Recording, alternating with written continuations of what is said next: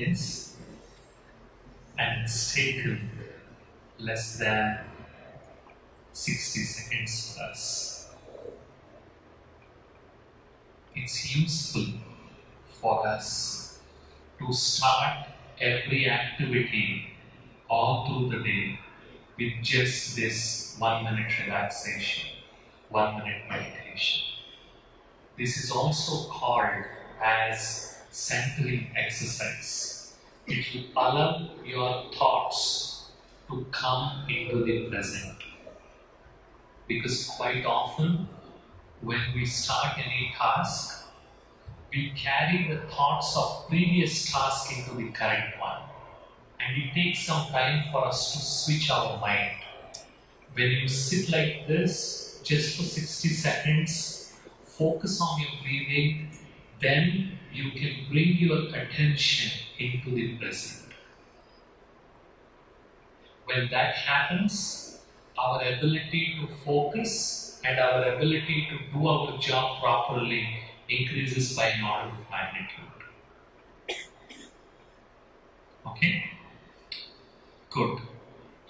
So today, we'll discuss about how our thoughts impact our health. And you have seen, with just 60 seconds of relaxation, how you were able to reduce the speed of your thoughts. Yes, when you reduce the speed of your thoughts, that's when you start relaxing. And one of the easiest ways is to focus on your breathing the way you did. And what are we going to discuss today for the next couple of hours?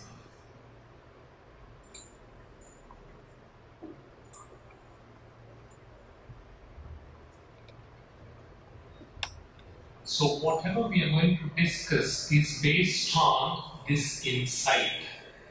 Human body is biologically endowed with all the necessary infrastructure to help us grow mentally and spiritually. That is, we are endowed. That means we have all the capabilities. This human body provides all the capabilities if we want to grow mentally and spiritually. And we will explore what those capabilities are. Okay? So what do I have in store for you today? What is the impact of mind on the body? We will explore that in a lot of detail today. That's what I would call as minding the body.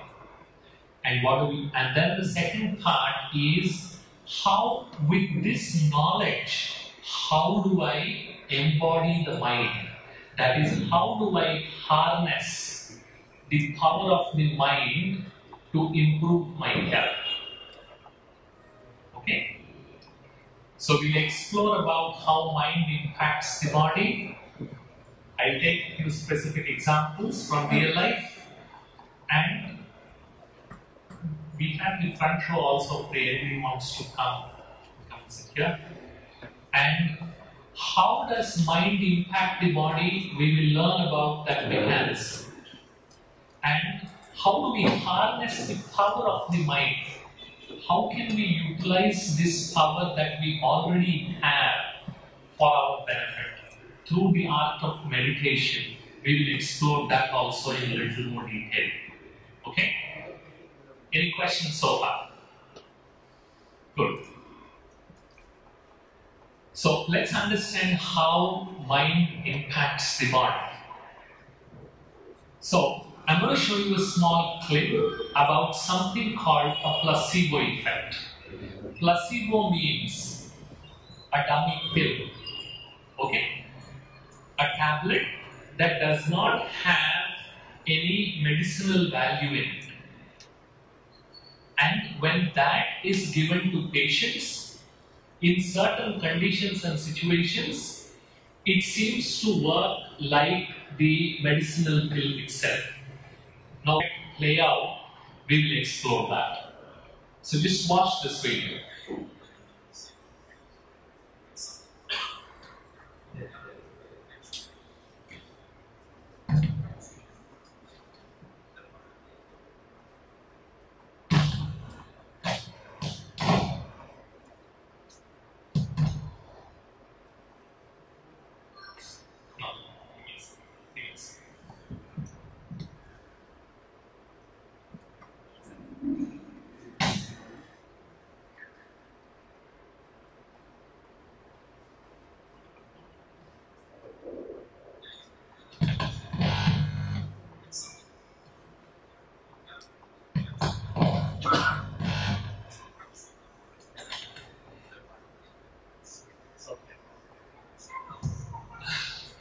Just give us a second and let me set up the sound, okay?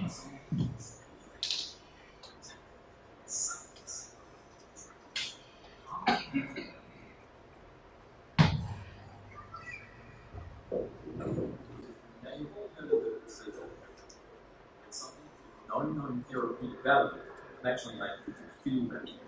It's a great trick our minds play on, that by believing and expecting something to work, it actually does.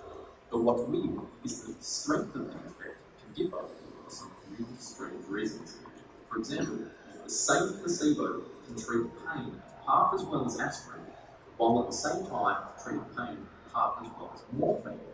Morphine is a much more powerful painkiller, but a placebo is half as effective as both. Same placebo would reduce pain, reduces pain. The same placebo increases pain. Believing that a placebo will make you feel better will make you feel better. Believing that it won't has the opposite effect. Now, placebos aren't just pills. They can be creams, injections, surgeries, or drinks. You can even get placebo buttons. They don't actually do anything. They sure as hell make you feel like you're in control. But not all placebos are equal. The effect of the placebo is bigger when the pill itself is bigger, or if it had 2 instead of 1, or 2 once a day instead of 1 twice a day. And a capsule will usually be the pill, and a syringe will usually be the capsule. And then a big old science machine can outperform it. Brand, discounted, worth the price of money, and even a pill in a plain box does worse than one that's all shiny and shit. Placebos that are blue work best as downs, and placebos that are red are better as uppers. Studies have shown that people who take their meds on a regular basis are less likely to die than those that don't, even if those meds are all placebos. You can even get addicted to placebos. In one study, a group of women took placebos for more than 5 years. 40% of them suffered withdrawals afterwards. In fact, the effect of placebos can be so strong that some people want them banned from sports. But I mean, how would we even test for that? Placebos don't even seem to work from place to place. For example, in Germany, using a placebo to treat ulcers works better than anywhere else in Europe. But using a placebo that treats hypertension doesn't work nearly as well as it does for its neighbours. Now, remember that all of this is about comparing things that both have nothing medically effective in them, which goes to show that placebo isn't about what's in it, but about the beliefs that we load on it. Our minds create the medicine, and that is pretty freaking weird.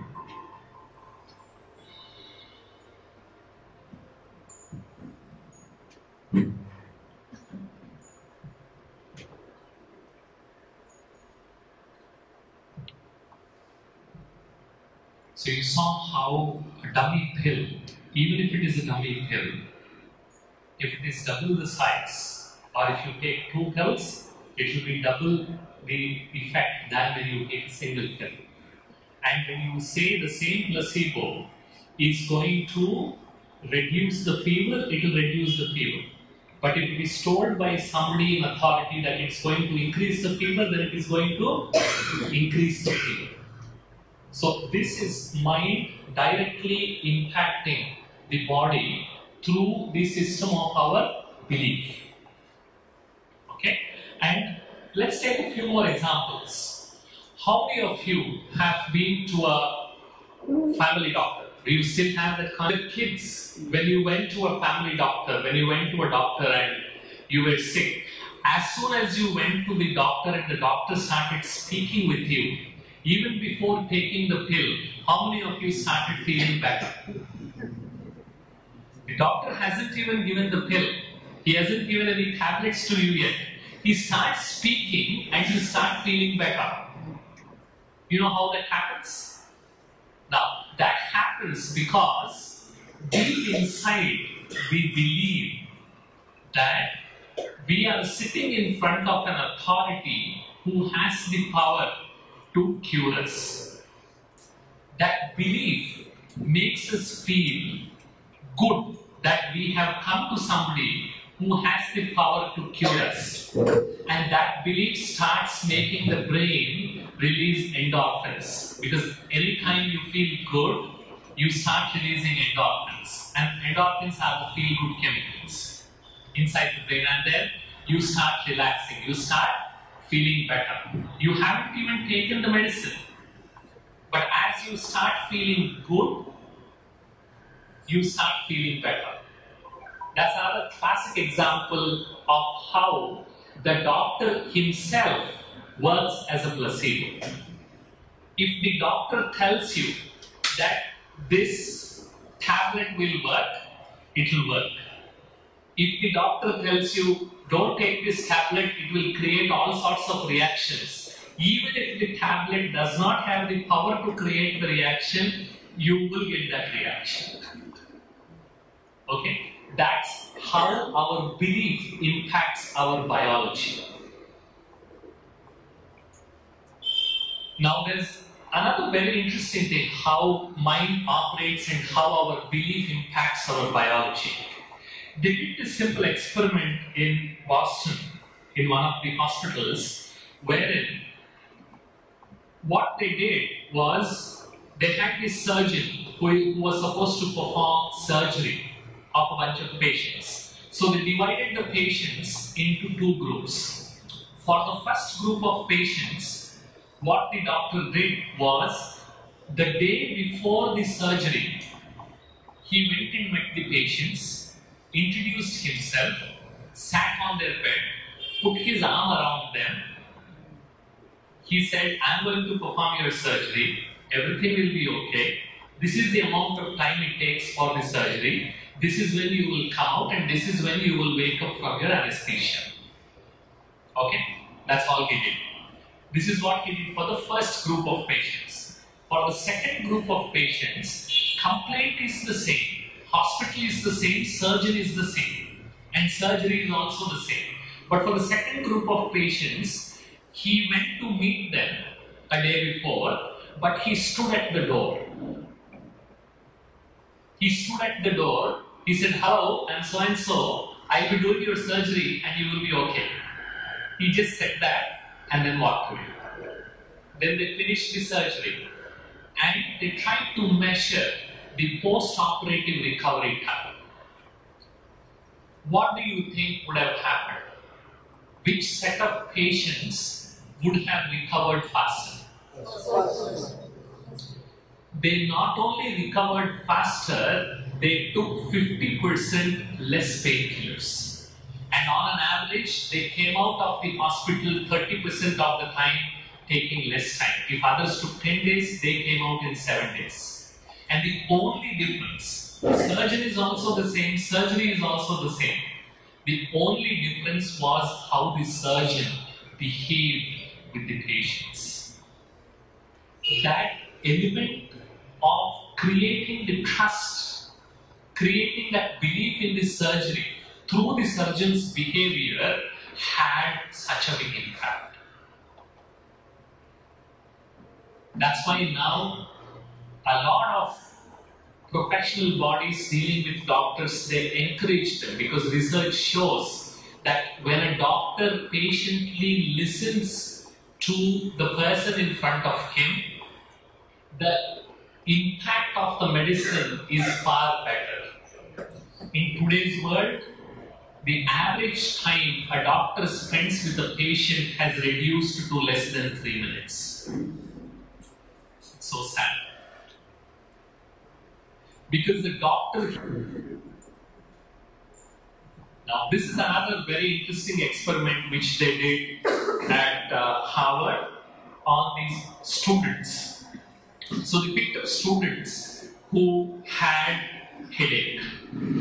Actually, just before exams, most students do get headache and all sorts of problems. Stomach pain, vomitings, everything comes just before exams. So they picked up these students and then they divided them into two groups. For the first group of people, what they did was they gave them 7 tablets, 7 headache tablets, and they said each tablet costs about $10. Okay, that's about 700 rupees each tablet. And for the Second group of people, they said each tablet costs about 10 cents. Yeah. That's about 70 rupees or 7 rupees. Okay, it's so many times lesser. 700 rupees versus 7 rupees. And then each one of them was given 7 tablets. There were 50 people in the first group, 50 people in the second group. After 1 week, they came back. They were asked to come back. And they found out whose headache got reduced in the first 50 and whose headache got reduced in the second 50. In the first group, how many do you think informed that the pills helped them overcome their headache? Out of 50 people, 40 people said that their headache is gone. And in the second group, only 20 people said that. And the interesting part is all of them were given dummy pills. It was not even a pill. It was just a sugar pill which they were told that this is a medicine and then they were given. Now, all of us also fall into this trap where somewhere in our belief we equate cost and quality. If it is so good, it cannot be expensive. It cannot be so less expensive. If it is expensive, it means it must be good. So you go to a doctor, the local doctor, he's an MBBS, and then you complain to him of some pain, some fever, and then he just says, okay, आप ये Crocin ले लेना, 3 बार Crocin ले लेना, बस 3 दिन के लिए सुबह और शाम, and then he charges you 50 rupees as his consultation fee. You will not feel good about it because you would say, if the doctor were so good, why would he charge only 50 rupees? And that too is giving me 10 rupees, 10 paise ka Crocin, he is asking me nothing else. But if you go to another doctor, he has MBBS and a few more letters behind that MBBS. Okay, some of which we don't even understand. It's as if jumbled up letters of the alphabet that they have written. Anyways, you go there and then he charges you 600 rupees consultation fee, writes a bunch of tests which will make you poorer by another few thousand rupees, and then he writes an antibiotic which will cost you about 150 rupees a pill, and then you take that pill and say, instantly you will start feeling good and say, kya doctor, एक tablet दिया और सारा fever गायब. So inside for us, cost is equal to quality has become a big belief, and our experience reflects that belief. That's why when somebody comes and then shows you a jacket with a Tommy Hilfiger logo and says this is 1 lakh, you say wow. But when another friend of you goes and gets exactly the same jacket from the same manufacturer but without the logo and spends only 10,000, even if you wear it, the exactly same piece without the logo, even if it is the same piece, your experience will be different. Because you will refuse to believe that the 10,000 rupees and 1 lakh rupees jacket are the same. You will say, nahi ho sakta hai.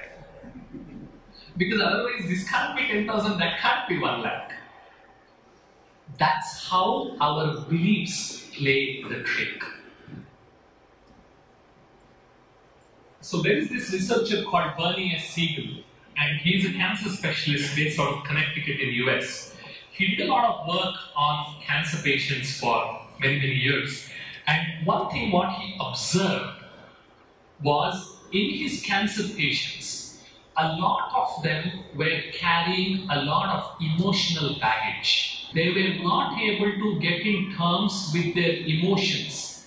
And something traumatic happened in their life which they were not able to come to terms with.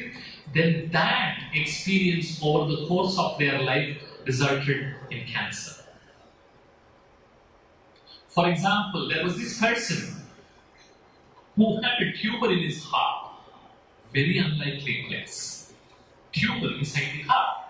So then what Bernie what he used to do was, when a patient comes, he would patiently sit down and listen to their life story to find out, because his firm belief based on his experience was, cancer is not random. It just doesn't come just like that. there is a relationship between what the person went through in his life and the corresponding organ which has developed cancer. Or after treating thousands of people, this is his hypothesis that got proven many a times again and again. So when this person came, he was asked, when he was narrating his story, he happened to be a Jew, and then he came out of the Second World War.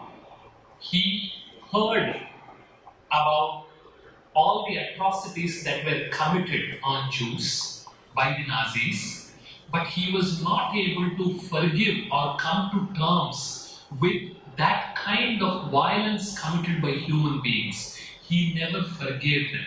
He always said, my heart aches when I think of how a human being can behave worse than a beast. And all his life, that is what he used to think and then say. He would do a lot of work with other Holocaust Jews, but that pain is what he carried. And that resulted in developing tumor inside the heart. Then there was this other guy who came to him complaining about back pain, and when they scanned, they found out that there was a tumor in the back. And when he started understanding about that person's life story, he figured out that he was the last son of the 5 kids that their parents had. And he always had a lot of these expectations of living up to what his elders did. And as a result, he was not able to cope up with the responsibility that was placed on literally on his back by his parents and by his elders, and over the years that suppressed emotion became into cancer. So there was another guy who came to him, and then he complained about neck pain. And when they scanned, of course they started seeing cancer in the neck. And then when he started learning the story about this person, he understood that he had an elder sister who since childhood would always yell at him and berate him saying, you have become a pain in my neck. That's the standard phrase that she would use when she was addressing him. And that's where he developed. And he was written a very interesting book, couple of books. If you are interested, you might want to read those. It's called Love, Medicine and Miracles. That's the first book. Love, Medicine and Miracles. And then the second book he has written is Peace, Love and Healing. Peace, Love and Healing. These are the 2 books that he has written. And another thing that he observed was those cancer patients who were willing to change their lifestyle, overcome their emotional baggage, and then have this desire to live, were the ones who completely were cured of cancer. Very interesting. There are many people, in the general public we feel that once you get cancer, you die. No. There are lakhs of people who got completely cured from cancer when they changed their lifestyle, when they changed especially their style of thinking. And when they changed their negative beliefs. Because medical science doesn't understand how the cancer can get cured, if you get cured, then you are not a research subject. But if you die, you become a research subject. And that's what gets published. That's why we completely got cured of cancer, we don't get to hear about them. And then he started, with that group of people, he started observing a few characteristics, and he created a group called Exceptional Cancer Patients, ECAP. And he would say, he would predict accurately who would be the person based on their behavior and their attitude who would die soon and who would actually survive overcoming the cancer. Very interesting how our attitude and how our desire to live can change the body. We'll explore that in a minute. Okay? Now, I'm going to show you another video. Hopefully we should play well and with the proper sound. Let me explain a little bit. There's this doctor in Boston. He's an orthopedic surgeon. So he wanted to experiment. If I'm going to tell the patient that I'm going to perform knee replacement surgery. These were all senior people, 60 plus people who were having knee problems. And he divided those patients into 3 groups. For the first group of people, he actually performed the surgery. For the second group of people, he opened the knee, simply removed the dead tissue that accumulates in the knees as you age, and sutured them back. And for the third group, he simply opened the knee and closed it back. He didn't do anything. But all 3 of them, he took exactly the same amount of time it would take to perform a typical knee replacement surgery. Okay? And after that, after a few months, when he actually went back to check how they were doing, every single one of them in all the 3 groups said their pain vanished. And it's documented. He has published a paper. They repeated this with more than 120 people, and the actual clip of that doctor and those patients, not just after a few months, but even after a few years, how the patients have still started feeling good without any pain is what we will see in this video. Okay? Was to treat people in great pain. Volunteers with severe knee arthritis were gathered from around the state and divided into groups. 2 groups would have a surgical procedure. The third would be given a placebo, fake surgery. They'd have a general anaesthetic, be opened up, but wouldn't have any real procedure. They would merely think they had. I had to meet the surgeon. It's very important for the patients not to know which treatment that they have. And they're always trying to look for clues. You know, they're always trying to get you to tell them. And the best way to avoid that, of course, is to not know as a doctor until the last minute which treatment they're going to have. Each patient would receive a general anaesthetic, but only 2 groups would have an actual procedure. Not even the surgical staff knew who was in each group until they were in the theatre. I would open the envelope in the room and I would read it, but I wouldn't announce it out loud. And then I would show it to the nurses who were working with me, and I would show it to the anesthesiologist, and nobody would ever say which of the 3 treatments was revealed in the envelope. We had a very elaborate ruse, if you will. I would play a videotape on the TV of a real surgery. And while I was watching the TV, I would ask for instruments and pass things back and forth and carry on conversation as if it was what I would really have done if what was happening on the TV screen was actually going on during that surgery. So we would have water splashing, we would have instruments clanking, and we would do this for the same amount of time that the actual surgery on the videotape took place, so that a patient and their family couldn't watch the clock and say, oh, we were only in the operating room for 10 minutes, so it must have been a pretend surgery. All this acting felt a bit weird to a doctor trained in standard surgical procedures. In the big picture, always in the back of my mind, I was thinking, good gosh, here's a patient who we're pretending to do surgery on. We're not really doing surgery. And, you know, I'm a physician and a healer after all. Is this kind of really, you know, the right thing to do? What have I gotten myself into? It took 2 years for the study to be completed. Finally, it was time for Dr. Mosley to hear the truth from the patients themselves. I would say, if you think that the surgery helped your knee, I want you to give me a thumbs up. If you think the surgery didn't help your knee, I want you to give me a thumbs down. And if you're not sure or you're kind of neutral, just hold your hand flat. The verdict? Success for every group, fake or genuine. Sham surgery had worked. The patients who had it were astonished. The response ranged from, you've got to be kidding me, I can't believe it, bewilderment. There must be a mistake because they all felt so strongly that something had happened to change what was going on inside their knee. During your training, what were you taught about the placebo effect? Nothing. I had no clue. I went from being a skeptic to a believer. I realized that we were really onto something.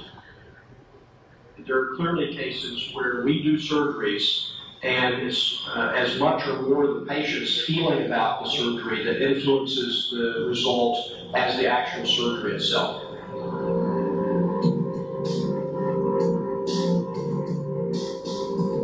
Dr. Mosley had seen patients get better purely because of what was in their minds. The pain had gone. It seemed too good to be true, and it did all happen 7 years ago. I wanted to see one of the patients who'd been in great pain before having Dr. Mosley's surgery. I wanted to know whether the placebo effect could still hold. When I first had that pain, before that, I couldn't do a lot of things I did, like going fishing or playing basketball or going dancing. And after that, I was able to do that. He could. We could go dancing. He took me dancing, and he could dance all night. Can you describe what the pain was like before the operation? Terrible. I didn't think that it could be any worse. It's emotional. Why is it because you were in so much pain before? Yes. And what would you say it was that really cured you? Was it Dr. Mosley? Or was it you and your mind? That is kind of an intriguing question, because I got to credit Dr. Mosley for doing what he did. But it was my mind that cured the problem.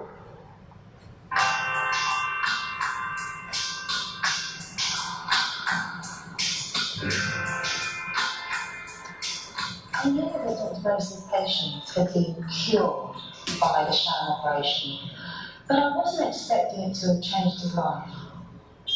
I mean, he couldn't talk about the pain that he'd experienced without crying.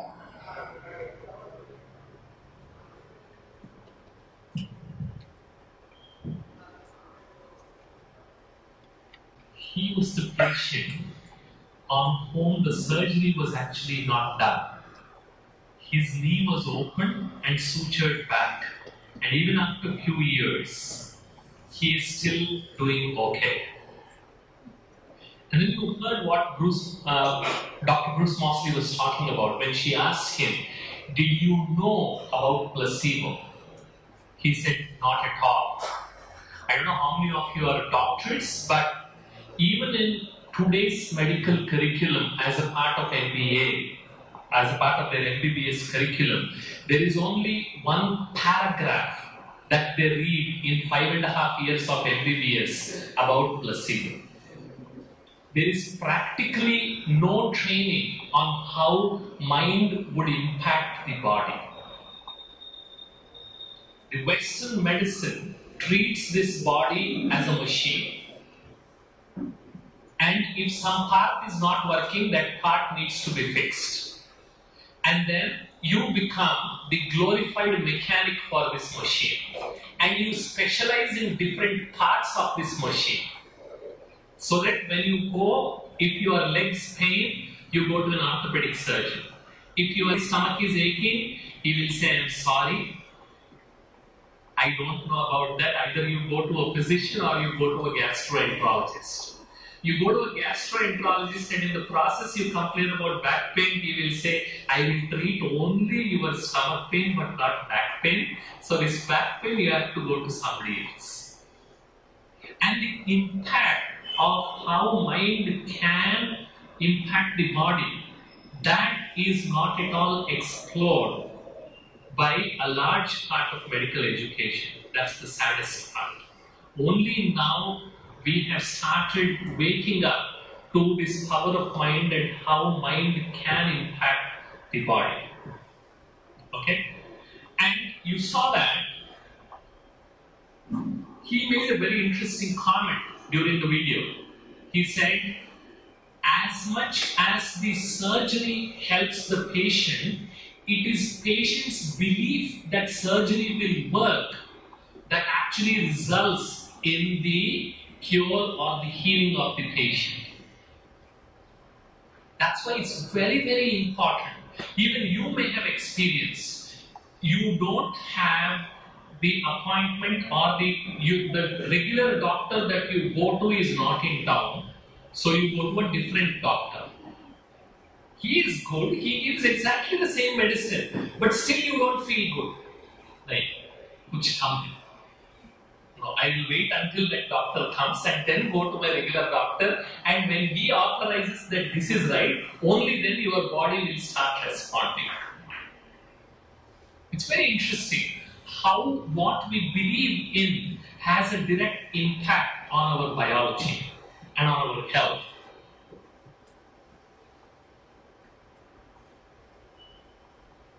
So how does this happen? How does this belief translate to biology? So that's what we learn from this newest field of research which just came up only in the last 30-35 years.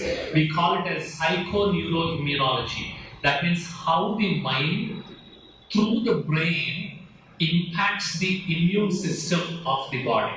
Because all three are very closely related.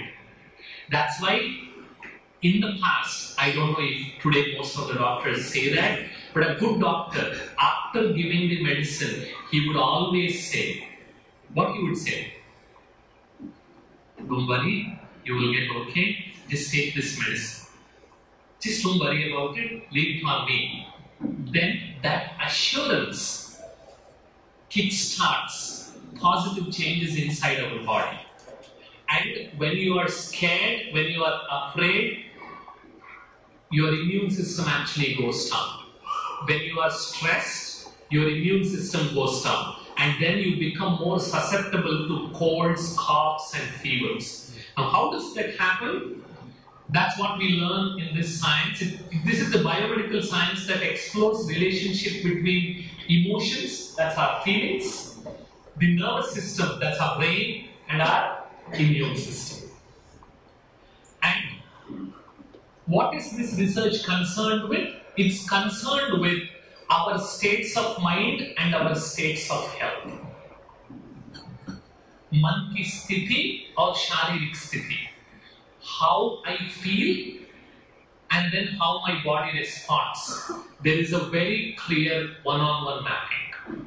Take a simple example, our own experience. When somebody yells at you, in front of you, when your manager, in front of your whole team, he yells at you, how do you feel? Do you feel like going and enjoying the gulab jamun after that? You feel as if everything is shut down, as if even the digestion has stopped. You don't feel like eating anything, you don't feel like speaking. Right? And when you experience the genuine love and empathy of somebody, when with lots of love, they cook something and then give you, and by mistake there's more salt in it, but they made it with lots of love, how would you react? Suddenly it starts tasting a lot better. They might give you some paneer matar masala and all sorts of wonderful stuff, but they might yell and shout at you and say, stupid thing, only I have to make in this family always, nobody comes to help me. Chalo khao, take this. Would they eat it? Because how I feel directly impacts different parts of my bodily system. And that science is what we call as the psychoneuroimmunology. So when we feel stressed or when we have a perception of this threat, there is an organ inside the brain, we call it as hypothalamus, it's a gland, that releases hormones which send a signal to our brain, to our nervous system. And the nervous system in turn sends signals to our adrenaline gland, which sits on top of our kidneys, which on receiving the signal releases stress hormones. And then let's see in action how this happens. You went to meet a good friend of yours who just returned from US. Okay? But he didn't tell you that they have a very big Labrador dog in their home, which they got a few years ago, and it's been a few years since you went there. So as soon as you go inside and then you open the gate, you are face to face with that Labrador dog, and then it gives you one look and then it starts getting up. What would you do? You will run faster than Usain Bolt. You never thought that you can run so fast. Because when you perceive a threat to yourself, once the hypothalamus senses that threat, it releases these stress hormones. And what happens, what do these stress hormones do is they increase your blood pressure, they increase your heart rate, they increase the respiratory rate so that more oxygen is available. You start sweating and all that blood is forced into your skeletal muscles, and then you run. Because body, once it senses the threat, it makes all these chemical changes in 1/100th of a second. It's not even a second. In 1/100th of a second, these changes happen. They are so fast. And in the blink of an eyelid, you turn back and then rush. At that time, something very interesting happens. At that time, do you sit and then think about what should I have for my dinner? Will you start worrying about feeling hungry or thirsty? Because that's how brain operates. It switches off all the non-important bodily systems and rushes the blood to your skeletal muscles, increases the heart rate and respiratory rate so that more energy is available and you can move to a safe place. But this is the system that is built inside our body to keep us safe. This system doesn't work in the modern day time when our boss becomes the generator of that stress. Now you can't run away. You see him, you can neither go nor can you stand. Or the looming deadlines that we have. So these stresses, when they invoke the same stress response, this continuous release of stress hormones and this feeling of stress starts impairing our immune system. Because each time this stress response kicks in, the body is sending a not okay signal to the brain. Something is not okay. Brain receives the not okay signal and then it releases the stress hormones. And this becomes a cycle. Now, exactly opposite is also possible. What we call as relaxation pathway.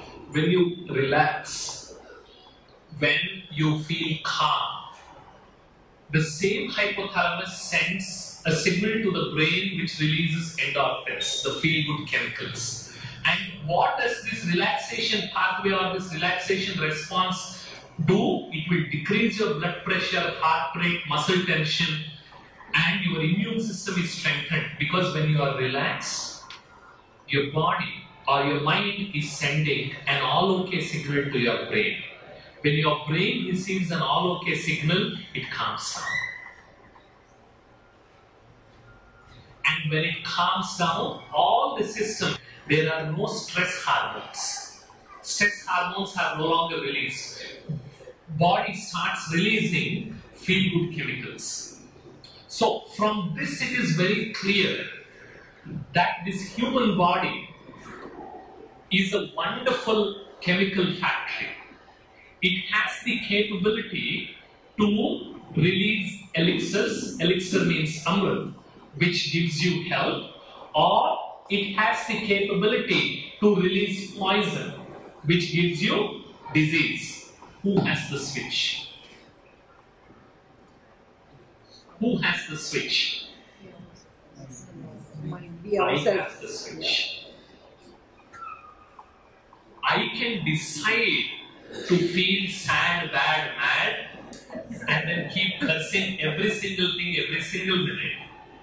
Or I can decide to feel calm, learn from the given situation, and move on.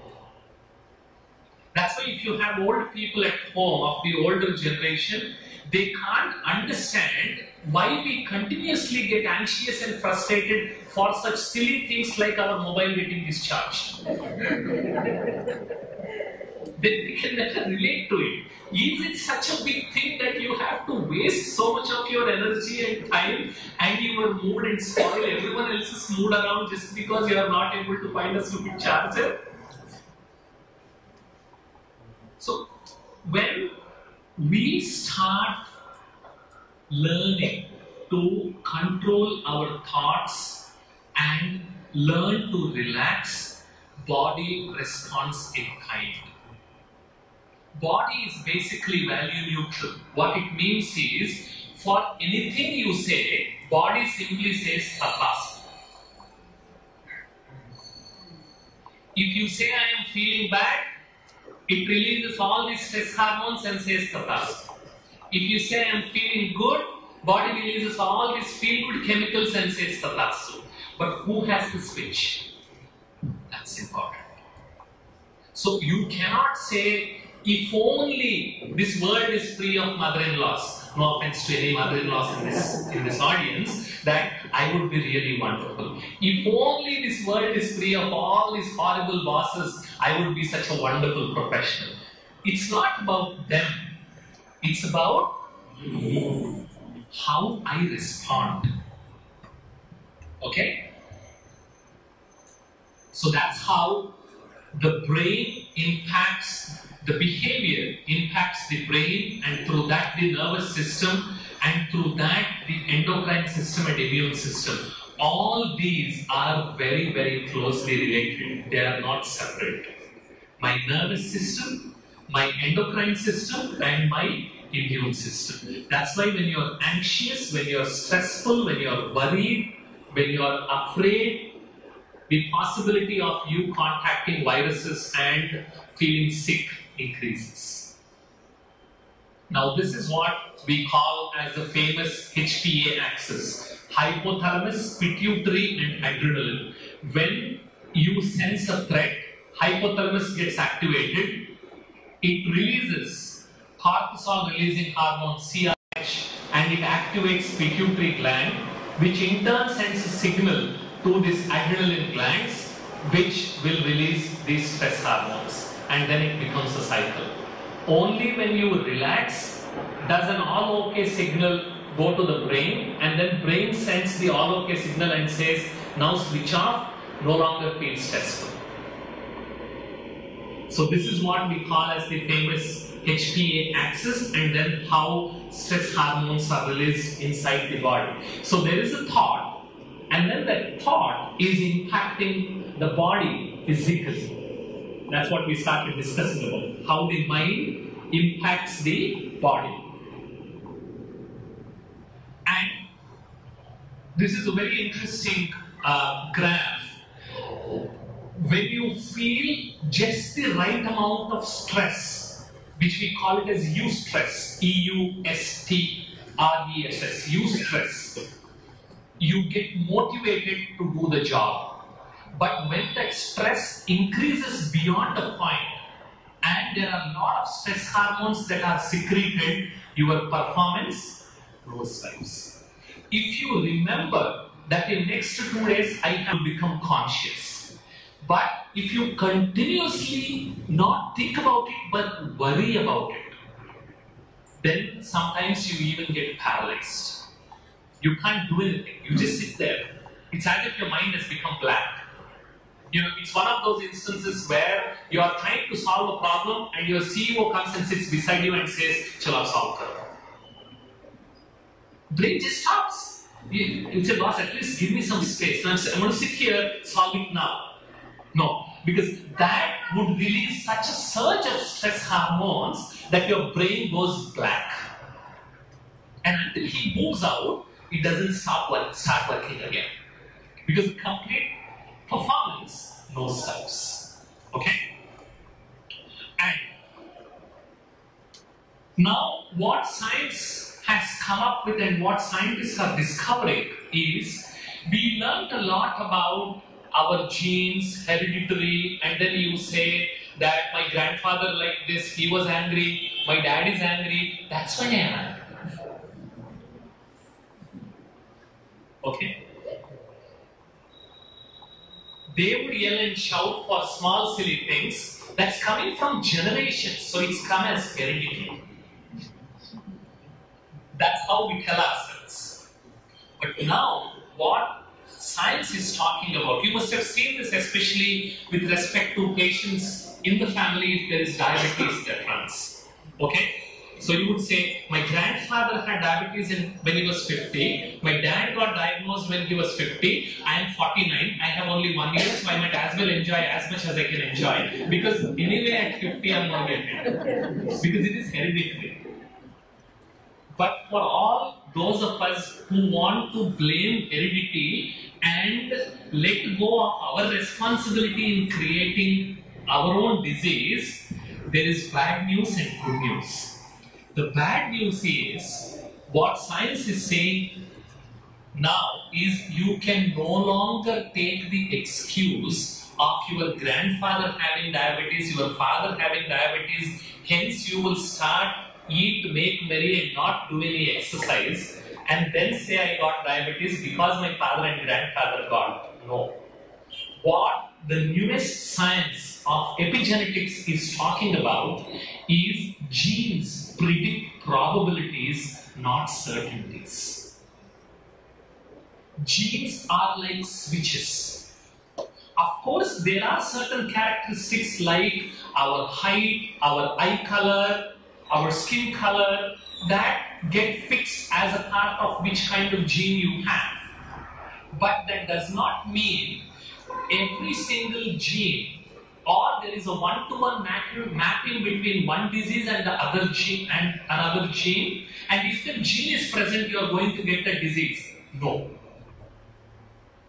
So this newest field of epigenetics, what it talks about is the application of single gene is equal to single disease is very, very limited. There are a handful of diseases which come because of single genes. But many diseases occur because of interplay of many genes.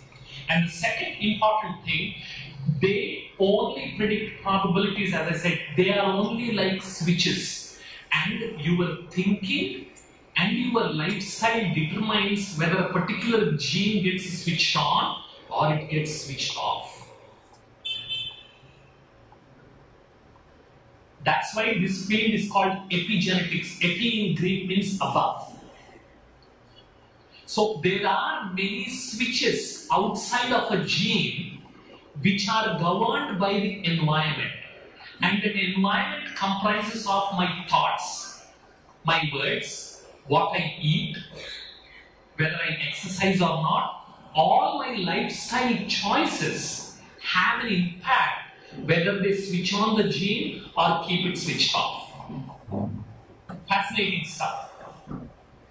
Genes are turned on or off like a rheostat. And genes work within complex genetic and environmental matrices. Genes do change because what we do matters. Majority of genes are governed by beliefs and lifestyle choices. Extremely, extremely, extremely important lesson from today's session. You can no longer, I am not in control of my health. What science is talking about through research, saying that we are far more powerful than we think we are. But with power comes responsibility. Now suddenly, I am responsible for my health. I can't blame my dad, I can't blame my genes, I can't blame my dad's partner. That's my mom.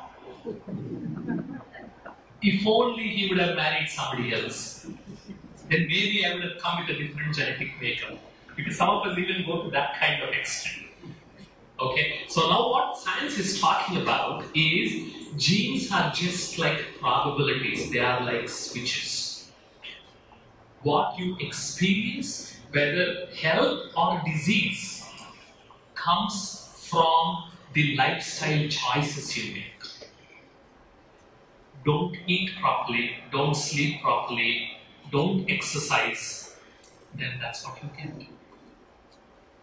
Relax yourself, spend a few minutes of your time every day to make right kind of choices and do proper exercise, think positive, eat right, sleep well, move more. Okay? Then that's how your body responds. Most of us, we became experts in blaming others for our condition. Okay? And in generating sorrow from a situation where there is no sorrow also. We became experts in extracting sorrow out of the situation. And then we feel sad, bad, mad and self-pity.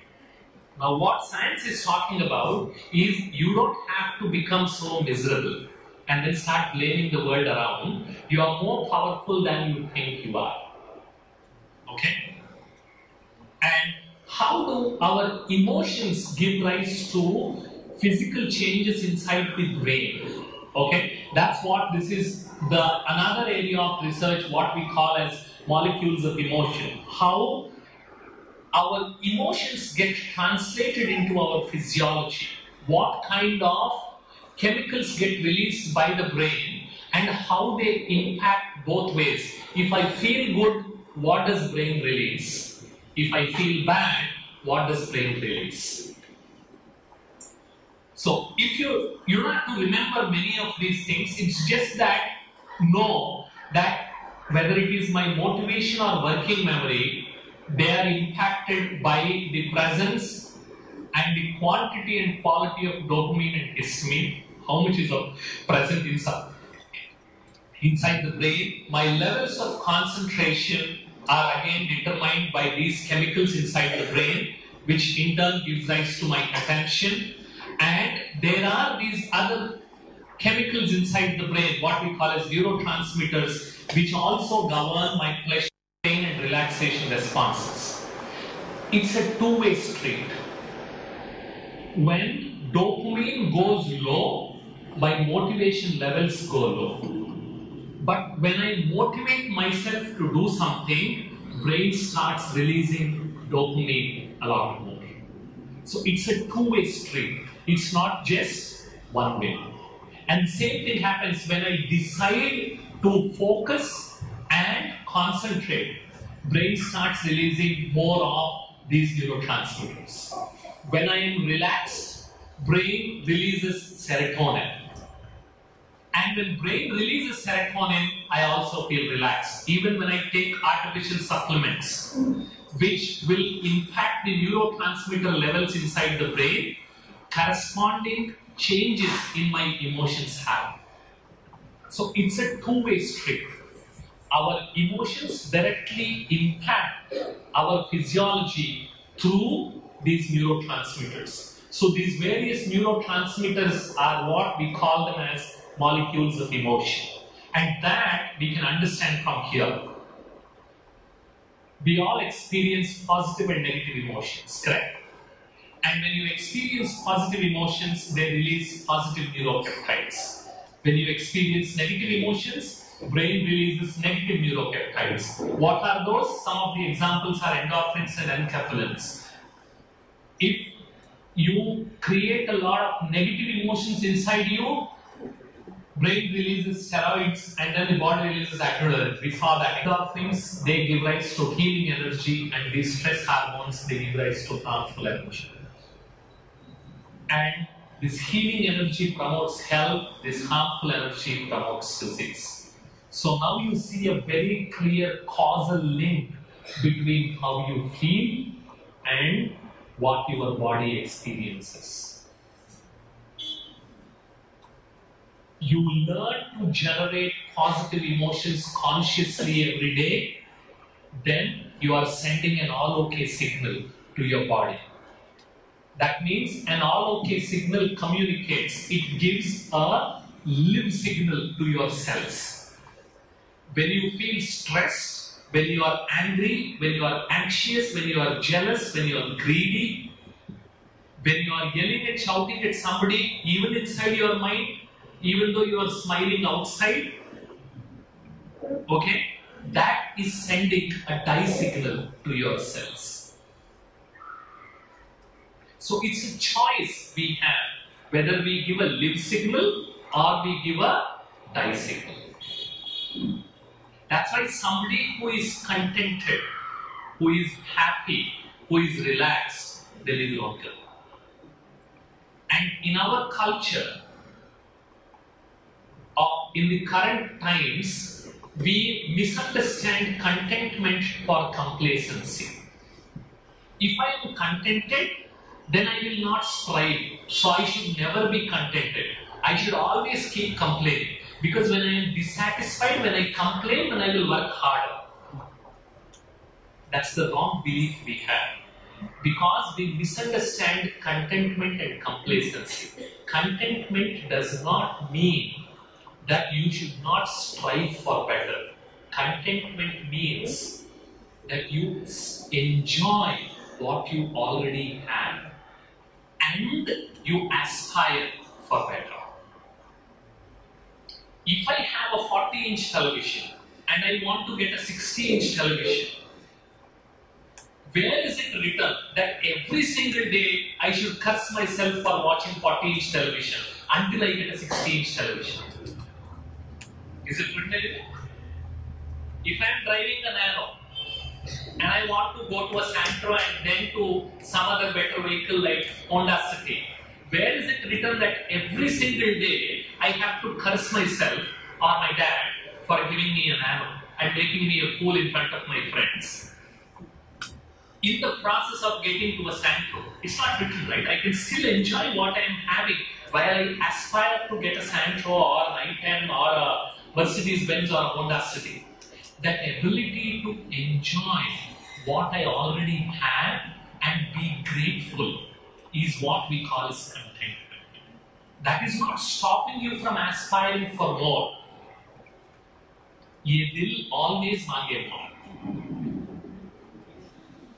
Okay, anything that is ये दिल always मांगे more. So we are not saying you should not aspire for better, but while you aspire, learn to be grateful for what you already have. Shall we do a very simple exercise now? Yeah. Okay. ऐसी कुछ बातें आप सोच के निकालें जो सोचने से आपको अच्छा लगता है, where you are thankful, you are grateful that you have all that. Just 5 things. Can you do that exercise now? Start. First, don't be in a hurry. Just sit back, close your eyes, think about those 5 things. Sit back, close your eyes, think about those 5 things that you are grateful for.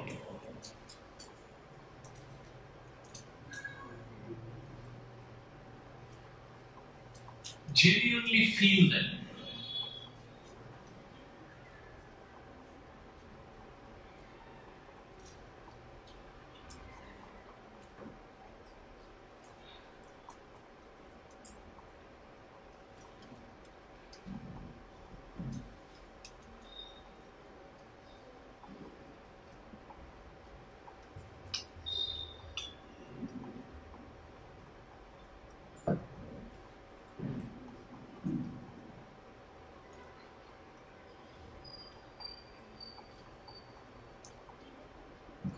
So now open your eyes gently and start writing them down.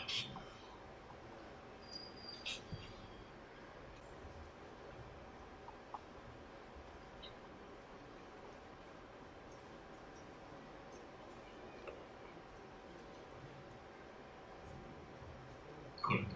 How do you feel now?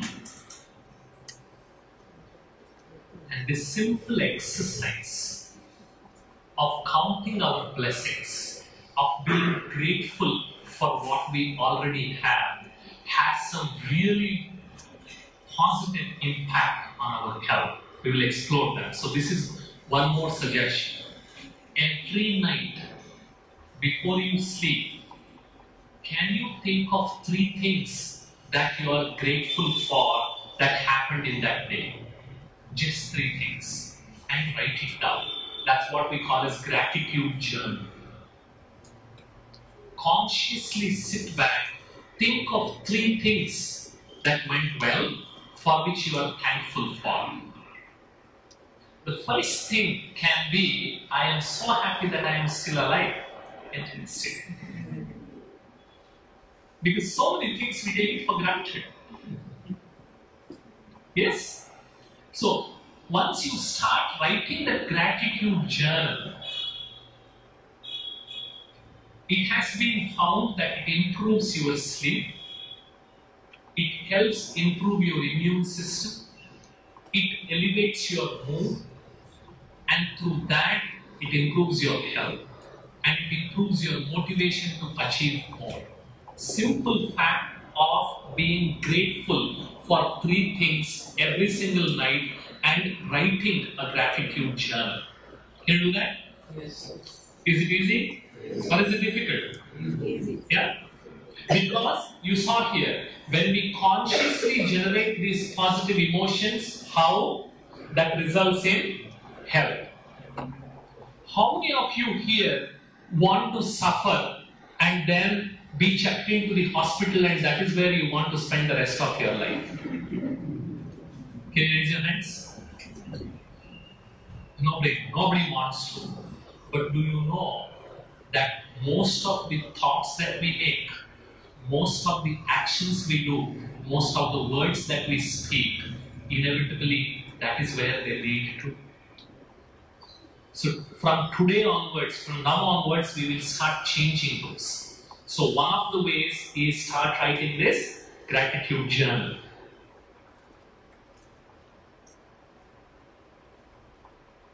So let me walk you through some of the benefits of positive emotions and how each emotion leads to what happens. अपने आप पर औरों पर. When you have that compassion, that mercy, it has been found to strengthen this vagal nerve. What vagal nerve does is it originates in the back of your brain and then it gets into all the important organs of your body, including your heart. Even before you get the heart attack, by measuring the strength of whether you are susceptible for heart attack or not. Because that starts getting weak even before you are hit with a heart attack. Compassion, Raham Dil. It's interesting how our culture and the language that we have always have the benefit included. So when you become Raham Dil, it actually strengthens your heart, your Dil. When you are compassionate, so even before your Raham influences somebody else, it is impacting your own health. Because it strengthens the vagal tone or the strength of vagal nerve. When you forgive, it reduces the stress levels and stress hormones. When we say, मैं इसको कभी माफ नहीं करूंगी, जिंदगी में माफ नहीं करूंगी, who is getting impacted? Who is holding that grudge? Who is holding that negativity? I am holding it. Forgiveness does not mean that you have to go hug and kiss that person. That's not forgiveness. Forgiveness does not mean that you have to forget what that person has done. When you see it, you will remember it, what they have done to you. But what forgiveness means is this understanding that I will no longer allow that negative feelings to emerge in me in the present. And I will no longer allow the past to spoil my present. That is true forgiveness.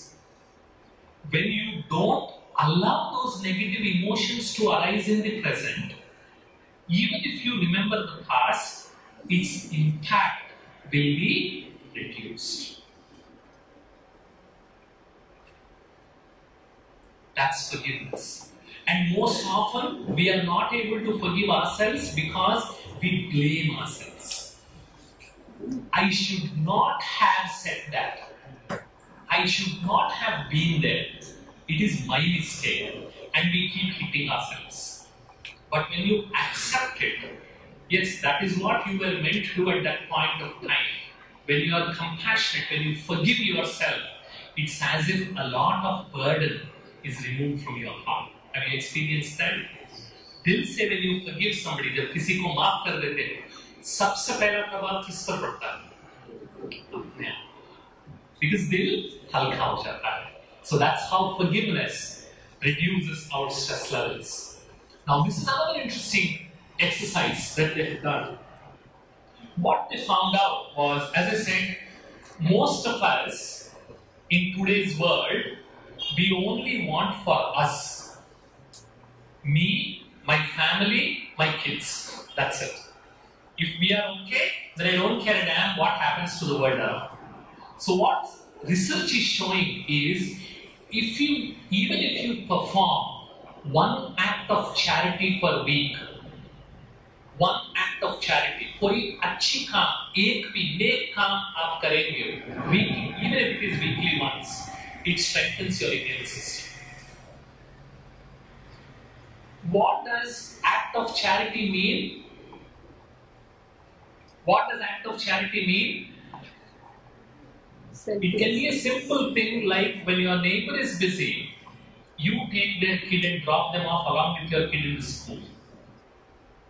But it becomes an act of charity only if you don't expect it in return from them again. It's very interesting. We can fool everybody, but we can't fool our brain and body. That's why what do we say? Kahavat kya hai? Neki kar. Because only then it becomes a nekha. Otherwise we keep listing. Last week, when her husband was not there, 3 times I picked up the kids. Now let me see if she's going to pick up my kid. No, that is not charity. Okay? Even one act of charity that you do, it's as if what you give is coming back to you many more times. And charity has been found to strengthen the immune system. Those people who visit temples, churches or meditation center, who work in a community और जो दिल से सेवा करते हैं, जो देते हैं, found to lead much more healthier lives, and they have been found have lesser heart attacks, lesser blood pressure complaints, and lesser lifestyle diseases. Very interesting. When you are altruistic, Datrutrubhav, when you have this feeling to give and share, it has been found to improve your own professional growth. You have 2 kinds of people at work who share their knowledge, who don't share their knowledge. So we think if I share my knowledge, they will move forward and I will stay back. But research in hundreds of companies with thousands of people shows those people who are altruistic are 6 times more probable of getting promoted compared with selfish people. So altruism does promote your professional growth. And as we said, when you are grateful, it makes you feel happy, and that happiness also results in health. Because most often we don't give time to enjoy what we already have. In the process of aspiring for the next big thing, I stop enjoying what I already have. So gratitude makes you happier and healthier. Now these are various research organizations and universities which are doing a lot of work in the impact of these positive emotions. One is investigatinghealthyminds.org. There is greatergood.berkeley.edu. We call it as Greater Good Science Center. I'll share the slide deck, so don't be in a hurry to write these. If you have given your email, we'll email you the slide deck. There is Compassion and Altruism Research Center and Education as part of Stanford University.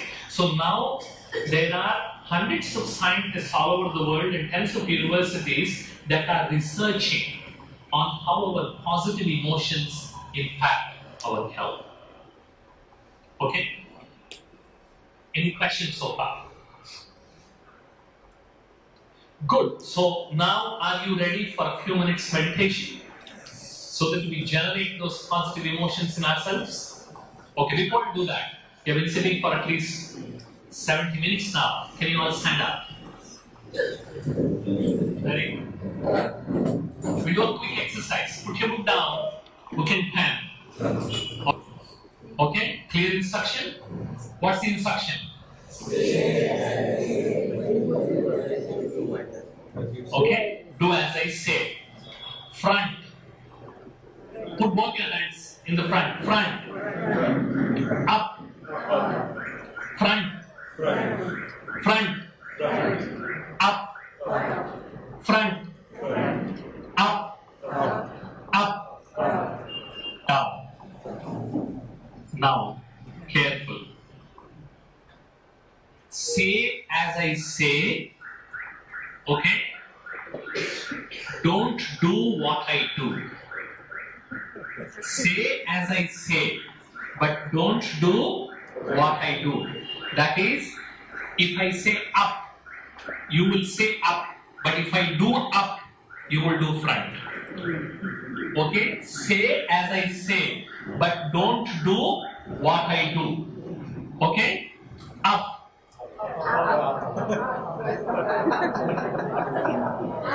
Very good. Front. Say as I say, don't do what I do. Okay? Say as I say, but don't do what I do. Up.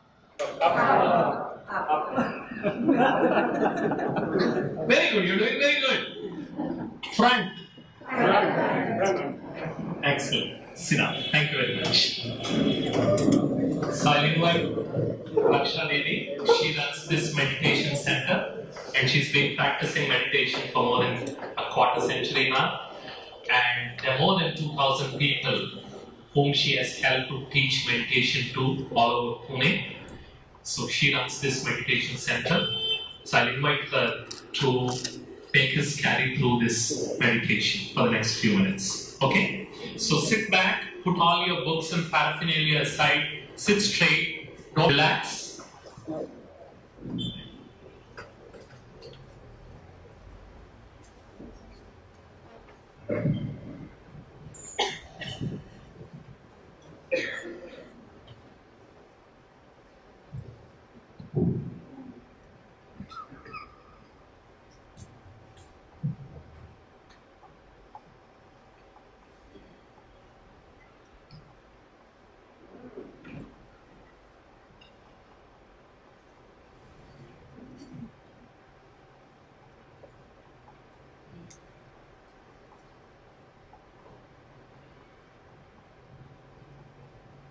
अभी हम कुछ क्षणों के लिए meditation करेंगे या कोई शांति का अनुभव करेंगे। जैसे बाला किशोर जी ने कहा, अपने हाथ का सामान थोड़ा नीचे रख देंगे, हाथ स्ट्रेट ऐसे रखेंगे, सीधा रखेंगे, आंखें भले ही बंद कर देंगे।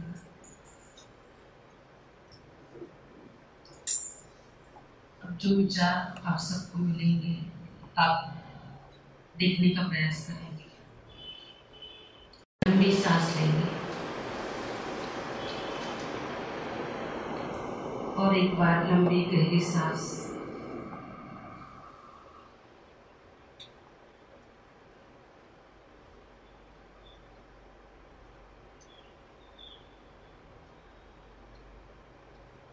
अपने मन को बाह्य जगत के विचारों से हटाकर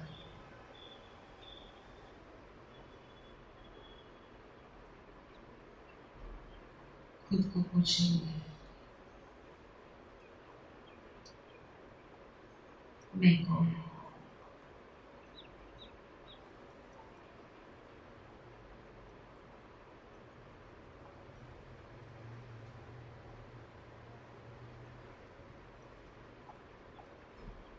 मुझे क्या चाहिए?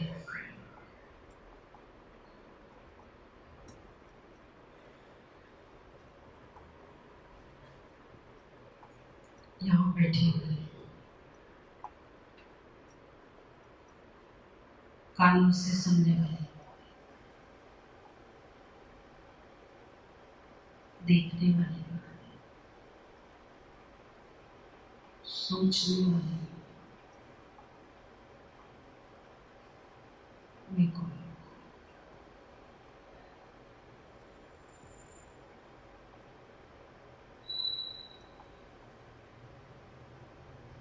कोई जवाब नहीं। अपने मन को श्रेष्ठ विचार देना है। मैं एक शक्ति, चैतन्य शक्ति जो इस शरीर को चलाती, जिसे एनर्जी कहा जाता है। एक एनर्जी, शक्ति, आंखों द्वारा देखते हुए, आंखें मेरे देखने के द्वार है। मैं कानों से सुनती, मुझ एनर्जी के कारण ये सारा शरीर चलता है।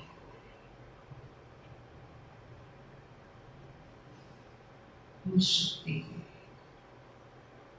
कोई सोल, स्पिरिट, एनर्जी है।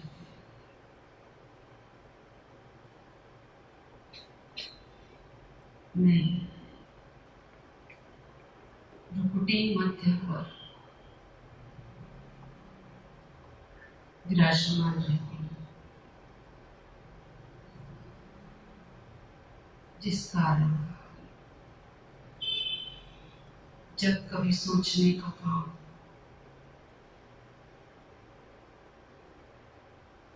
बड़ा प्रश्न तो सोचने वाले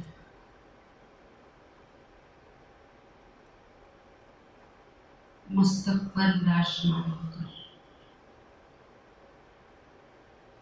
सोचती हूँ,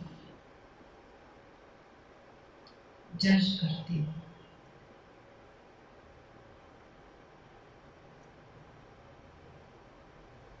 ऑर्गन्स द्वारा कर्म करती हूँ।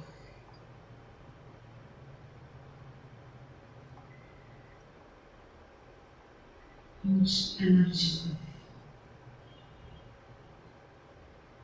सदा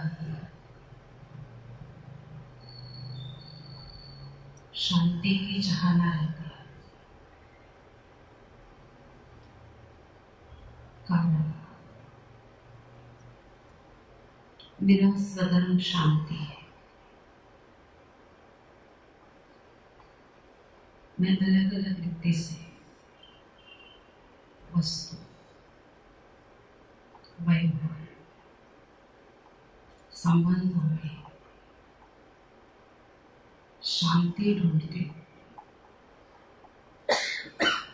परंतु शांति मेरा स्वधर्म है। मैं एनर्जी, प्रकाश स्वरूप, एक दिव्य लाइट से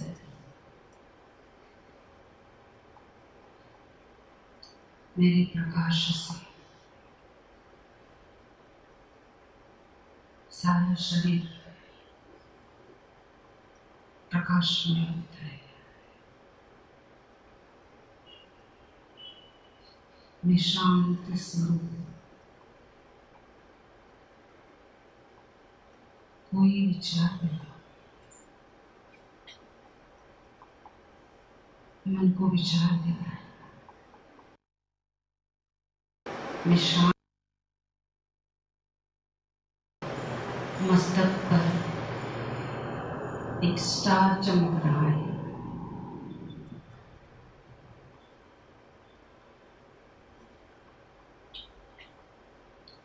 उससे शांति के प्रकंपन निकल रहे हैं।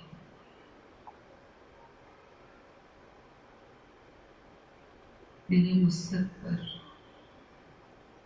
मेरे शरीर में शांति ही शांति फैल रही है। बिल्कुल शांत।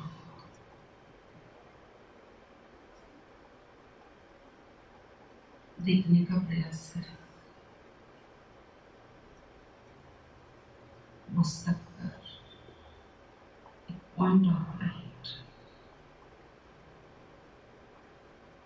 शीतल शांत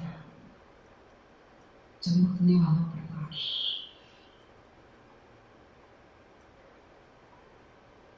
उससे शांति के प्रकंपन निकल रहे हैं और मुझे शांत स्वरूप बनना है। मेरी शांति की तरंगे मेरे संपूर्ण शरीर को शीतल शांत कर रहे हैं।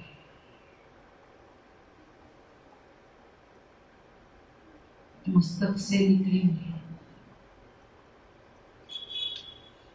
शांति की तरंगे मेरे नेक से मेरी दोनों भुजाओं में फैल रही।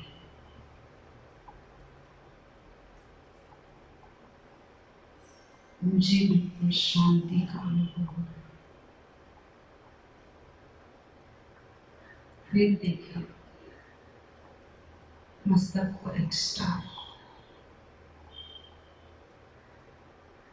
उससे शांति की तरंगे निकल रही। मेरे चेस्ट, मेरे पेट, वहां तक शांति की तरंगे जा रही। बिल्कुल शांत।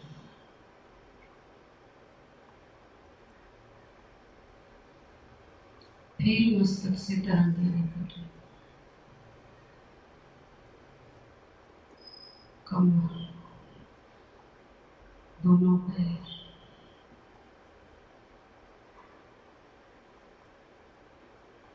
शांत से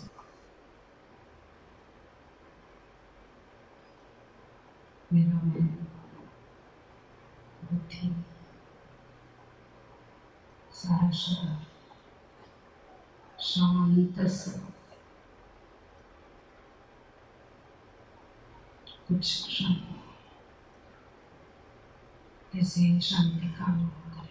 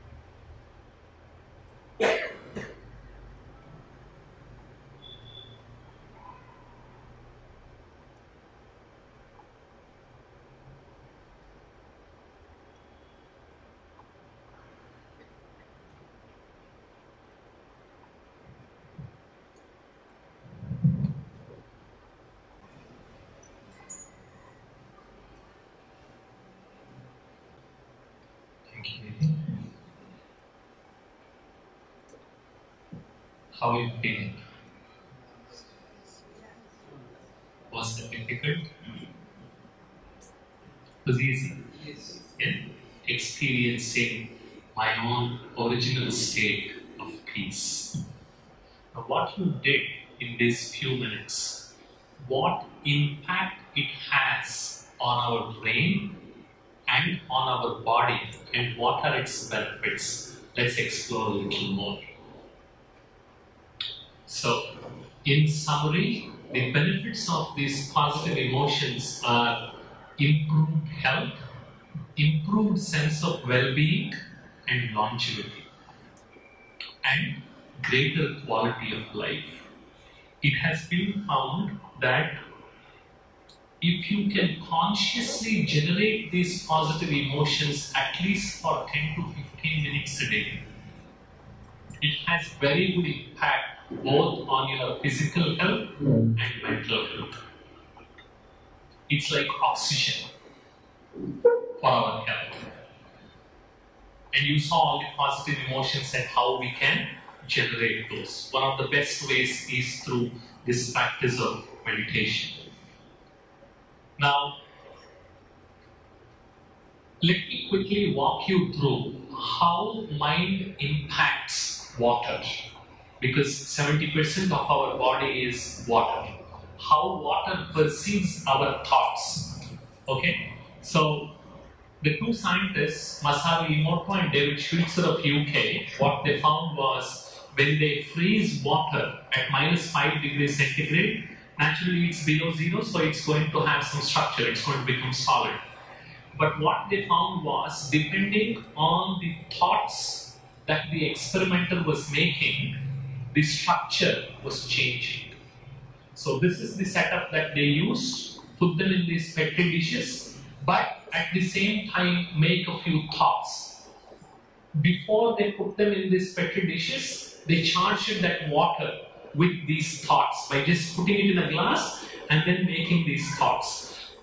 So let's see what they observed. When they picked up water from this Shimanto river source in Japan, it's like Ganga river in India, that's how it is, it's revered in Japan. They found this structure. And when they tried to play music, what is the impact of different forms of music on water structure? When they played classical music of Beethoven, 17th century German musician, this is the structure they saw. That is what they did was they took up water in a glass, they put these computer speakers beside that glass and then played this music for half an hour. So when they played the classical music, this is what they saw.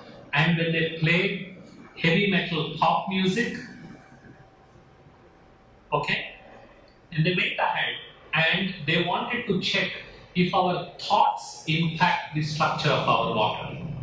What impact does it have? So they took water from this Fujiwara river, from the Fujiwara dam in Japan, which is like picking up water from Ganga near Haridwar. Okay, so before playing, when they tested it, this is what it looked like, literally picking up from a drain. And when 4 people stood there on the banks of that river, meditated for an hour, and after meditation picked up that water and then tested it, this is what they found.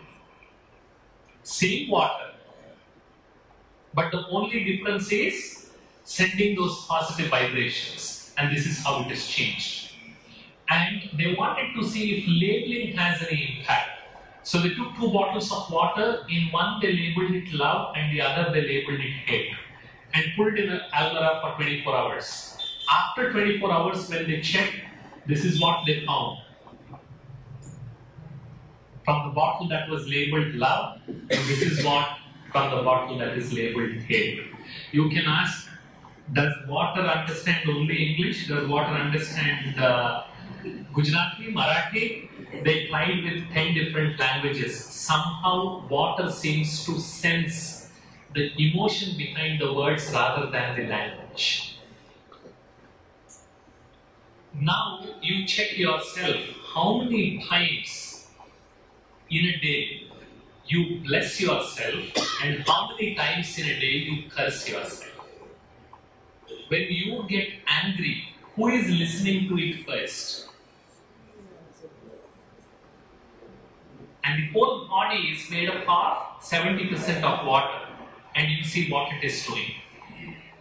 That's why somebody who is jealous, who is greedy, what our elders told us, these are all the things that will not give us any help. And now science is coming back and then showing how it actually happens. So even before you want to cause harm to somebody else, your own thoughts are causing harm to you. You saw that how altruism, compassion, gratitude, forgiveness, even before they do good to somebody else, they first do good to you, to the self. And when they labeled it peace, you saw the aura around it. That's what they saw. And when they labeled the water with just the Sanskrit prayer words called Om, you see the beautiful crystal that they were able to get. They tried to do this even with the remote prayer. He assembled his 50 assistants in Japan. Dr. Masaru Emoto has written a book called Messages from Water. It's available on Amazon. You might want to read that. Or you can download one of his books even from his website. Masaru Emoto is the name of the researcher. And he picked up his 50 assistants who were spread all over Japan. He put water in his lab, a glass of water. He didn't tell them where it is, but then he asked them to focus and meditate on this glass of water from the place wherever they are sitting. And before that remote prayer and after the remote prayer, this is what he observed. So that means even our thoughts, when we send good thoughts and good vibrations to our near and dear, distance is no longer an issue. Sometimes that's why when you feel very strongly about somebody, you receive their phone call or message and you say, just now I was thinking about you and then you called me. Okay? So it's the same both from the negative side and even on the positive side. Good. So we have 5 more minutes, but I would need at least another 10 or 15 more minutes. Can I take that so that I can walk you through the science behind meditation? Is that okay? Good. We are serving you good dinners. Don't worry about that. You just have to eat properly and then go home and take rest. Okay? So, can you try doing this?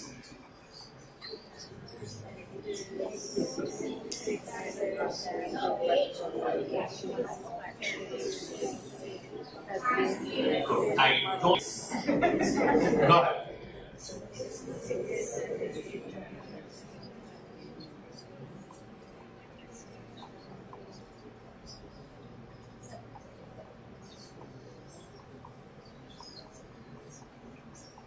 Which is easier? This one or this one? I haven't changed a single letter. Why did this become easier?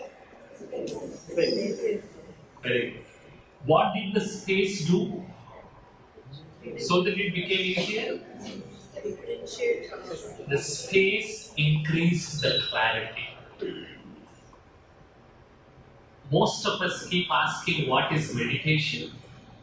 That space is meditation.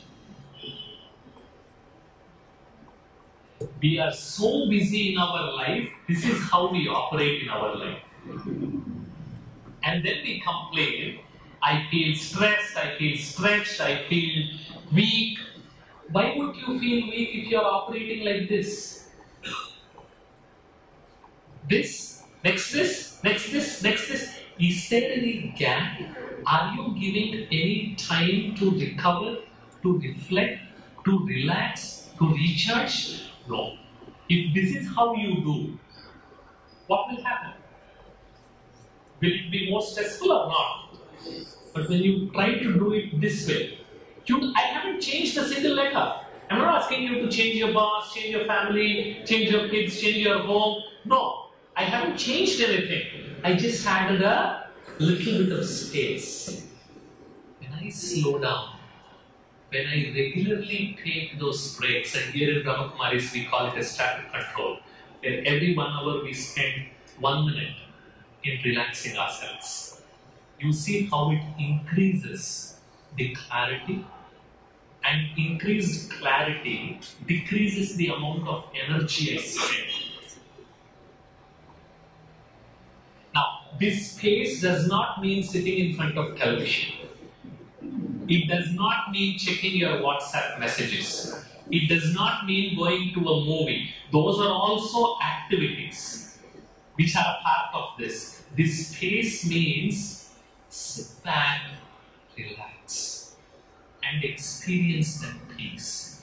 Allow your mind to slow down. Because meditation helps you to think slow and think less. And that's what leads to you thinking better. All negative emotions will make you to think fast. Have you observed that? And you think more. All positive emotions will make you to think slow and you will think less. It works the other way also. When you consciously reduce the speed of your thoughts and the number of your thoughts, you start feeling good. Because this space increases that clarity. And meditation word comes from a Latin word called meditatio. This English word comes from this Latin word called to think, to contemplate, or to think about ourselves. Okay? And meditation is also called as attention training. We will see in a minute how meditation strengthens our brain circuits and makes us more intelligent. Meditation is self-introspection in a relaxed state. The key is to talk to oneself with, that's the key, relaxation and love. When you talk to yourself, most often we curse ourselves. मेरी किस्मत ही फूटी हुई है, तो ऐसा ही होगा. This is what we talk to ourselves whenever we try to talk, but that's not meditation. Meditation means being compassionate with yourself, talking with yourself with lots of love. Meditation is conscious generation of positive, powerful, uplifting and elevated thoughts, like what we experience. I am, मैं एक शक्ति, मैं एक ज्योति, I am capable, I am peaceful. So these are all positive and powerful and uplifting thoughts. That's meditation. It is dwelling. Dwelling means thinking about the nature of divine. If I consider God as my father and mother, if God is portion of love, then as his child, how should I be? Think. Ocean of peace, as his child, how should I feel? This is sitting and then dwelling upon the nature of divine. It's understanding one's own spiritual identity. That I am soul, I am not this body. That I am the master of this body, I run this body. And what impact does this meditation have on different parts of the brain? When we are normally awake and normally alert doing our work, brain generates beta waves. They are between 14 to 30 hertz. When you are relaxed, calm and lucid, hopefully you are all relaxed here, then brain gets into alpha mode, which is between 9 to 13 hertz. When you are deeply relaxed and you are in a state of meditation, brain reduces the frequency even further. And when you experience deep dreamless sleep, brain generates delta waves. What we know now is the more you experience this delta state, the more rejuvenating it is for the body. The actual repairing of the internal body tissues happens in this sleep, in this state. And through meditation, with constant practice, we can consciously reduce the speed of the waves that are generated by our brain. And when you think less, when you think slow, brain starts generating theta and delta waves. When brain is generating those theta and delta waves, their impact is very, very positive on our body. When you are angry, brain gets into super beta, more than 30 hertz. It's off the charts, so that's why I didn't even put that. Okay? And that is no good. And if you take a cross section of the brain, this part of the brain is what we call as cortex. Okay? When we meditate, it has been found that activity in this part of the brain, what we call as thinking brain, it reduces. As you just experienced a few minutes ago, when you think less, you feel relaxed. Yes or no? And when you are relaxed, you think less. Yes? So, meditation seems to reduce that activity in this part of the thinking brain, which automatically results in relaxation. You must have heard that nowadays doctors are prescribing meditation even if you have high BP. Yes? How that happens?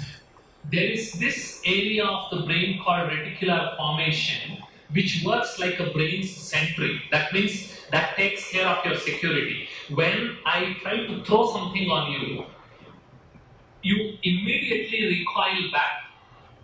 First you protect yourself and then you try to see what is that. Try to look for the threats in the environment. For some people who are anxious, this keeps firing even unnecessarily. And the anxiety gives rise to increased blood pressure. But when you start meditating, the activity in this part of the brain goes down. When activity in this part of the brain goes down, you feel less anxious. When you feel less anxious, your blood pressure will automatically come down. So, and you must have also learned meditation improves concentration. How does that happen? Deep inside the brain, there is an organ called thalamus. What it does is, it's like the grand central station of the inputs that are being received from different sense organs. Only when the brain processes that input from the sense organs, we become conscious of it. Take an example. Are you able to listen to the hissing sound of the fan? It was there for the last 1.5 hours. It suddenly didn't start making that sound. But you became conscious of it when you paid attention. So when you pay attention, brain starts processing. When it processes that signal, you become aware of it. Okay? And when you meditate, the activity in this part of the brain goes down. What it means is, even if the disturbances are there in the environment around, that is not being processed by your brain, because thalamus is not allowing them to reach your cortex. When the disturbance is not reaching my brain, what does it mean? I am more focused. So that is the kind of impact that meditation has physically on your brain. And when you are relaxed, this prefrontal cortex, this part of your brain controls all these different activities. When you get emotional, when you get stressed, the ability of the prefrontal cortex of the brain to control is gone. That's why it is said, when you are angry, don't respond. Because there is no control of your brain on other parts of the body. When you are happy, don't promise. Okay? And when you are sad, don't decide. Why is that? Now science is coming back and then telling us. Okay? And when that is where, when you start practicing meditation, when you are relaxed, you are in a much better position to think rationally and logically, rather than get anxious, afraid, and make wrong decisions by getting unnecessarily emotional. And what are some of the benefits of meditation? It helps you to stay in the now, as we did that presence exercise. It reduces self-centered me thoughts. This is one of the most important reasons for depression. When I keep only thinking about me, myself, I increase that anxiety. That's what leads to helplessness, then hopelessness, then depression. What meditation does, it moves me beyond my own self-centered weak thoughts. It can strengthen the brain circuits responsible for concentration and generating empathy. We just saw that. How meditation improves concentration. It can alter gene expression. Fascinating research. We saw that as a part of epigenetics a few minutes ago, how our thoughts and behavior can influence which gene gets switched on, which gene gets switched off. They observed that through few minutes of meditation in few days, the genes that were generating pain were switched off, such that those patients who were feeling pain because of their skin disease, they started feeling less pain after meditating. It increases gray matter, that is thicker cortical walls, that means slower aging. It improves the health of your brain and it strengthens your immune system. So these are just some of the benefits of meditation, and it can protect your telomeres, that means longer life. I won't go into the science and confuse you. What it means is those people who meditate every day for a few minutes have been statistically found to live longer and live more healthier lives. Okay? And Dadiji, the head of the organization who has been practicing meditation for nearly 90 years now, she is 103-year-old. And she still goes around the world, spreading this message of peace, love and happiness and teaching meditation, even at this ripe old age of 103. Okay? There are many behavioral, emotional, health and cognitive benefits as we saw, and these are all research based. And in summary, awareness, thoughts, beliefs, they impact our biological processes, yes or no? Yes. And thus our health. Persistent negative emotions, they bring disease. And constant positive emotions, they bring health. I am both in charge and responsible for my health. From now on, you should not complain or blame somebody else for your disease. And you are in charge. Okay? Health, like destiny, is a matter of choice. It's not a matter of chance. Because you decide what you want to become with every thought you make, every word you speak, and every morsel you eat, and every act you perform.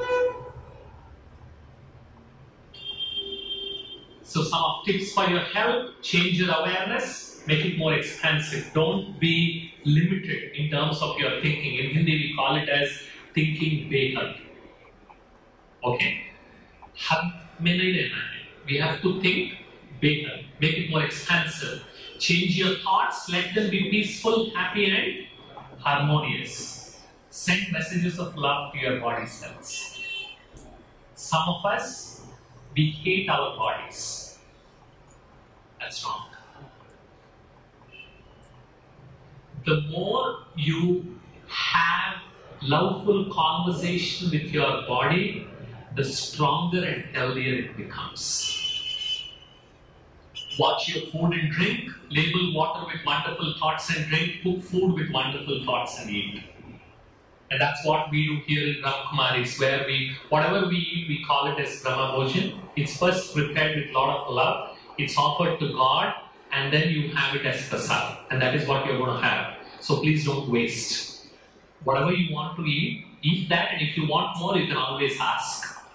Okay? And when you prepare the food, which is nowadays one of the most painful things in families, don't curse yourself for God's sake.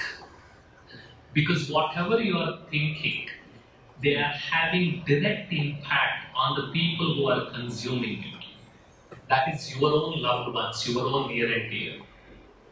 When you think positive thoughts, when you are peaceful and when you consume the food peacefully with lots of love, it impacts in all positive ways.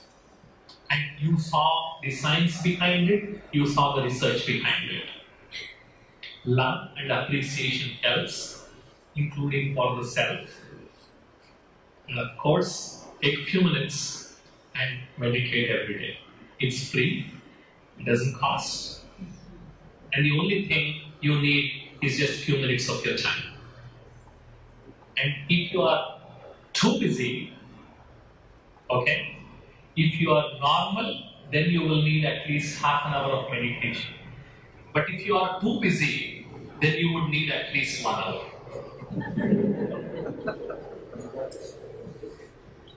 Okay? So, take some time every single day, and here at Brahmakumaris, we teach meditation for free. Those of you who are interested in learning meditation, we are organizing these sessions next Saturday once again. Saturday and Sunday for 2 days, 6:30 to 7:30. 5:30 to 7 for 1.5 hours. We teach meditation and we practice it here in this location next Saturday and Sunday. And then you will learn more about this practice. Okay? And these are some references. I'll send you this slide deck so you don't have to make a note. Good. Thanks for being wonderful audience and patiently listening. So you can pat yourself. Okay? Pat yourself. It's good. Yeah? It feels good. Fantastic. Thank you very much.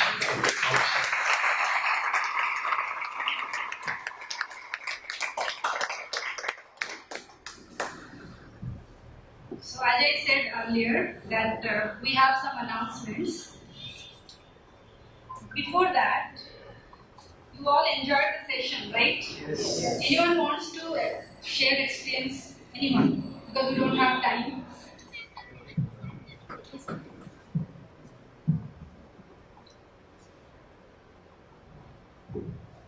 Hello everybody. So this is the second time I'm attending Bala's session. First session that I had was fantastic. This session is almost. So whatever content topic that he had explained to us is definitely up to the point, and it actually helps us to stay healthy, think healthy, and spread love.